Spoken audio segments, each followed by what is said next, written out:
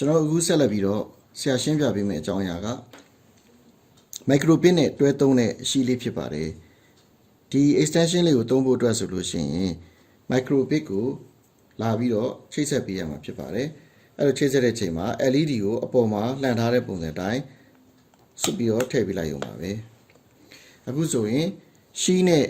Microbit နဲ့ချိတ်ဆက်သွားပါပြီ power ကို Microbit ကပေးလိုက်ရင်လည်းဒီပုတ်ကိုဒီ power ဝင်သွားမှာဖြစ်သလိုဒီမှာရှီးမှာပါတဲ့ကျွန်တော်တို့ extension လေးမှာပါတဲ့ power button ဒီ power USB ပေါက်လေးရယ်ဒီ power socket လေးရယ်ကနေပြီးတော့လဲ power ပေးသွင်းနိုင်ပါတယ် power ရသွားပြီဆိုတာနဲ့တပြိုင်နက် Microbit နဲ့ဒီရှီးလေးနဲ့ချိတ်ဆက်ပြီးတော့အလုပ်လုပ်မှာဖြစ်ပါတယ် Microbit ရဲ့ ground pin ကဒီအမဲရောင်အတန်းလေးနဲ့ဆက်ထားတာဖြစ်ပါတယ်ဒီတန်းတစ်တန်းလုံးကဒါကြောင့် ground pin နေဖြစ်ပါတယ်အလဲကအနီရောင်တန်းလေးက3 volt ထွက်တဲ့ပင်လေးတွေဖြစ်ပြီးတော့အပေါ်ကအဝါရောင်အတန်းလေးတွေကတော့ဒီပင်နံပါတ်0ကနေပြီးတော့ဒီဘက်မှာဆိုရင်ပင်နံပါတ်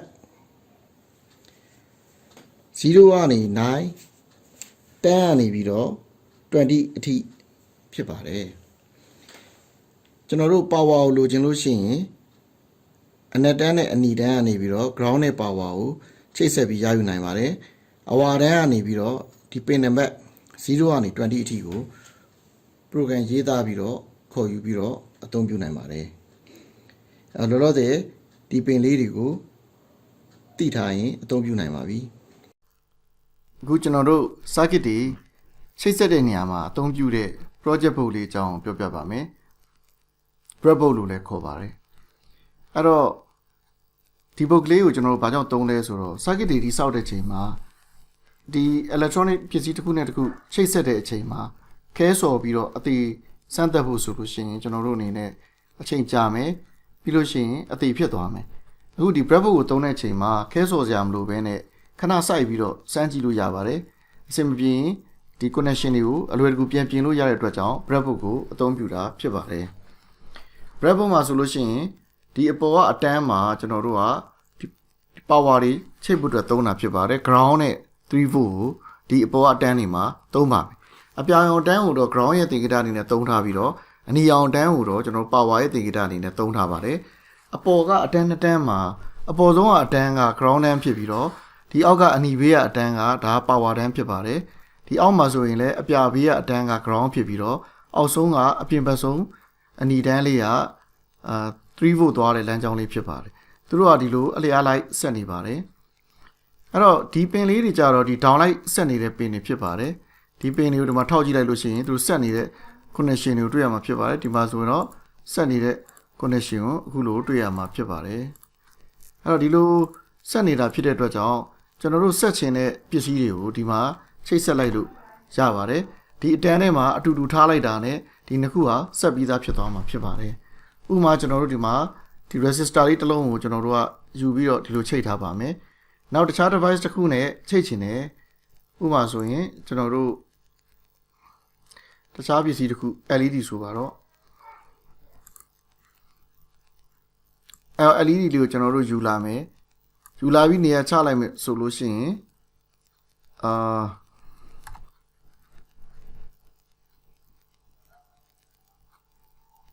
LED တစ်လုံးကိုယူလာပြီးတော့နေရာချလိုက်ပြီဆိုလို့ရှိရင်ဒီနှစ်ခုကိုကျွန်တော်တို့ကဆက်ချင်တယ်ဆိုလို့ရှိရင်ဒီနှစ်ခုကိုဒီလိုကျွန်တော်တို့ဆက်ပေးလိုက်ရုံပဲဖြစ်ပါတယ်ဒါဆိုလို့ရှိရင်ဒီကောင်နဲ့ဒါနဲ့ဆက်သွားပါလိမ့်မယ်တကယ်လို့အဲ့လိုကျိုးနဲ့မဆက်ချင်လို့ရှိရင် physically ဒီလိုဆက်လိုက်လို့ရပါတယ်ဒါဆိုလို့ရှိရင်ဒီ connection နဲ့ဒီ connection ကခဲဆော်လိုက်သူဆက်သွားပါလိမ့်မယ်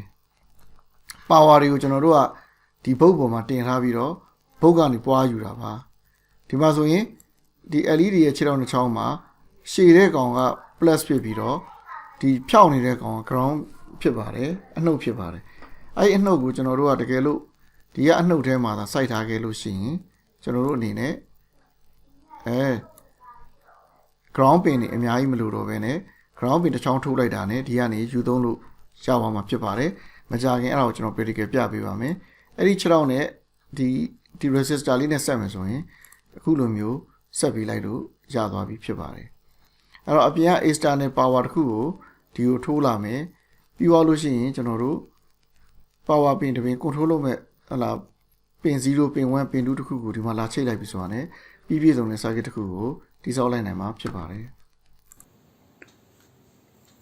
breadboard ပေါ်ကို power တင်ဖို့အတွက်ဆိုလို့ရှိရင်ပထမဆုံးအမဲရောင် ground ဘက်ကနေပြီးတော့ကျွန်တော်တို့ ground ကျိုးတစ်ချောင်းယူပါမယ်အနီရောင်အတန်းကနေပြီးတော့ကျွန်တော်တို့3 volt ကိုယူမှာဖြစ်ပါတယ်အဲ့တော့ ground ကိုအဲ့အတန်းတွေကကြိုက်တဲ့ပင်တစ်ပင်ကနေပြီးတော့ယူလိုက်ပါ power ကိုလည်းအလေတန်းတွေကနေပြီးတော့ယူလိုက်ပါ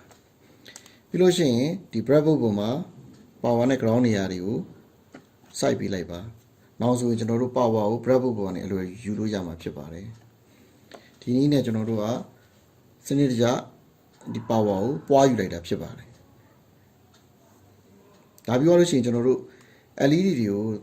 နမူနာစမ်းသုံးပြပါမယ် LED တွေမှာ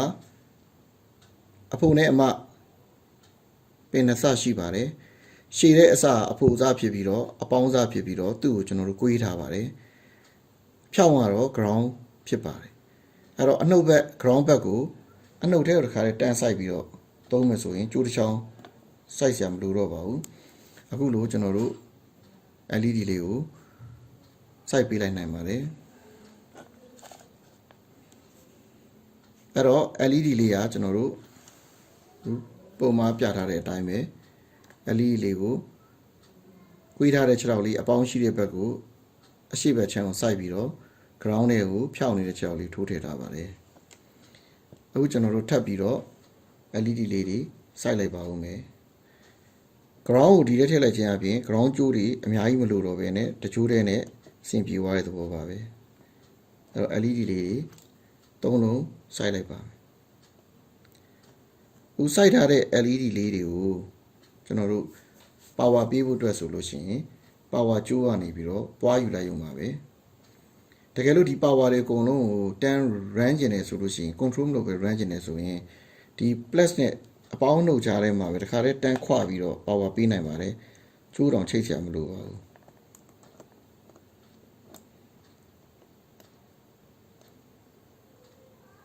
အဲ့တော့အပေါင်းနဲ့အနှုတ်ကိုပဲတခါတည်းတန်းပြီးတော့ထိုးထည့်လိုက်ပါမယ်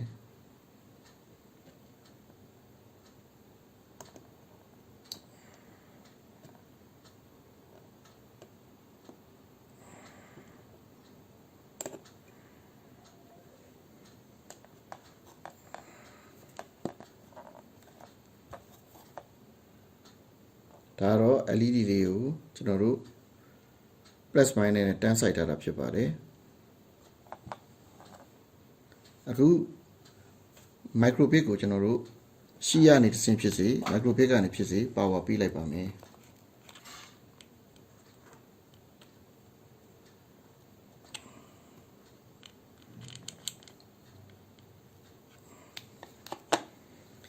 ဒါဆိုရင်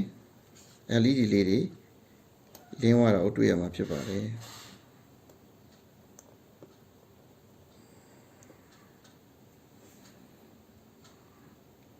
ဒါကျွန်တော်တို့ဒီ power တန်းကျွေးထားတာပါတကယ်လို့အဲ့လိုမကျွေးဘဲနဲ့ ground တစ်ခုပဲချထားပြီးတော့ power ကိုကျွေးခြင်းနဲ့ဆိုလဲ power pin လေးတွေနဲ့ထိုးလို့ရပါတယ်အခုပုံမှန်အနေထားတိုင်းပဲပြန်ပြီးတော့ကျွန်တော်တို့ပုံမှန်သုံးမဲ့အနေထားတိုင်းပဲပြန်ပြီးတော့ထိုးပါဦးမယ်ဥလောတဲ့ power လေးခဏဖြုတ်ထားလိုက်ပါ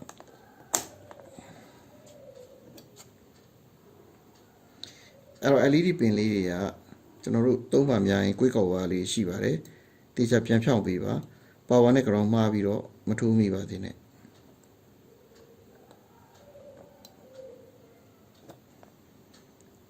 꿰နေတဲ့ LED လေးကိုပြန်ဖြောင်းပေးပါခြေထောက်ကလေးတွေကိုအပေါက်နဲ့တော်တဲ့အနေအထားပြန်ဟပေးထားပါ breadboard ကိုသုံးရတာကျွန်တော်တို့ခဲဆော်စရာမလိုဘဲနဲ့လွယ်ကူပေမဲ့မတိတိဖြစ်နေရင်အလုံးမလုံးတက်တာမျိုးလည်းရှိတတ်ပါတယ်ဒါကြောင့်မို့လို့အထက်ကိုဝင်မဝင်ထိုးထည့်ကြည့်ပါအခုဆိုရင်ပုံမှန်တိုင်းကျွန်တော်တို့ခွပြီးတော့ power ပြန်ပေးထားတာကိုတွေ့ရမှာဖြစ်ပါတယ်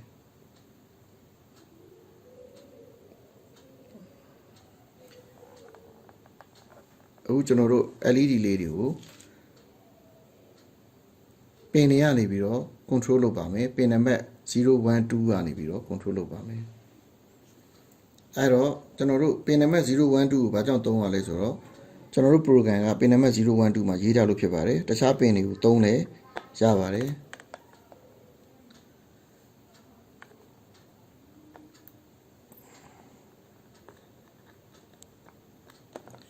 အဲ့တော့ပင်နံပါတ်0ရယ်1ရယ်2ရယ်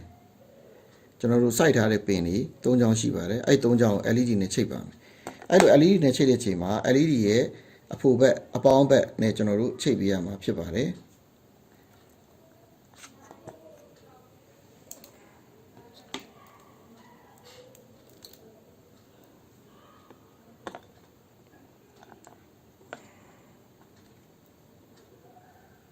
ပထမတစ်ချောင်းချိတ်ပါပြီ3ချောင်းလုံးချိတ်ပါပြီသူနဲ့တရမ်းနဲ့ဖြစ်နေရင်ဆက်ထားလိုက်သလိုဖြစ်သွားမှာဖြစ်ပါတယ်အခုဆိုရင်0ပင်ရလာတဲ့ကျိုးက LED ရဲ့အဖို့ဘက်ကိုဝင်ပါမယ် LED ကိုကြော်ပြီးရင် ground ထဲကိုဝင်ပါမယ် ground ကနေတဆင့်အနှုတ်ဘက်တွေကိုဝင်သွားမှာဖြစ်ပါတယ်အဲ့တော့ဒီပုံကိုသေချာကြည့်ပါ circuit pattern တစ်ပတ်ပြည့်သွားတာနဲ့အလုပ်လုပ်မှာဖြစ်ပါတယ်ဒါပေမဲ့0123က program ထဲမှာဖွင့်ပေးလိုက်မှသာလျှင် power on သွားမှာဖြစ်ပါတယ်အဲ့တော့ program ထဲမှာကျွန်တော်ဘယ်လိုရေးထားလဲဆိုတော့ looping ပတ်ပြီးတော့တန်ဖိုးတွေတဖြည်းဖြည်းချင်းများလာအောင်ရေးသားထားပါတယ်စမ်းကြည့်ကြအောင်